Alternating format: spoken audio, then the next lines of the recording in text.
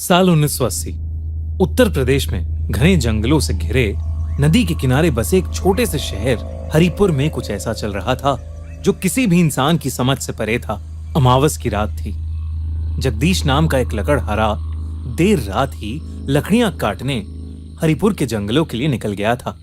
वो जब वहां पहुंचा तो सुबह होने ही वाली थी, लेकिन वहां जाते ही उसे एक अजीब सी बदबू आई, जैसे कि कुछ जल रहा हो। इस डर से कि कहीं आग की वजह से पूरा जंगल न जल जाए, वो जल्दी से जंगल के और अंदर भागा।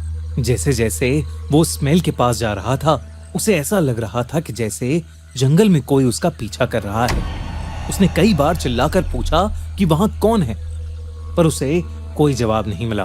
तभी वहां ढेर सारा काला धुआं फैलने लगा।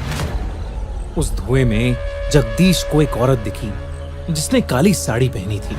उसकी शक्ल उसके बालों से ढकी थी, लेकिन उसकी आंखें लाल थीं और उनमें एक अजीब सी चमक थी। जगदीश जैसे ही उसके करीब गया, वो औरत एकदम से काले धुएं में कहीं गायब हो गई। कुछ ही देर में वो धुआं भी खत्म हो गया, लेकिन तब जगदीश ने जो देखा वो देखकर उसके रोंगटे खड़े हो गए। जंगल के बीचों बीच उन्हीं के शहर के एक बहुत बड़े इंडस्ट्रियलिस्ट विष्णु की डेड बॉडी पड़ी थी।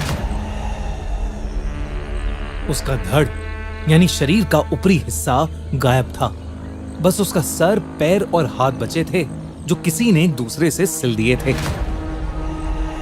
और उसके माथे पर एक गोल सा निशान था जो किसी शैतान का सिंबल लग रहा था। साथ ही साथ विष्णु के दाहिने हाथ का अंगूठा गायब था। जगदीश भागकर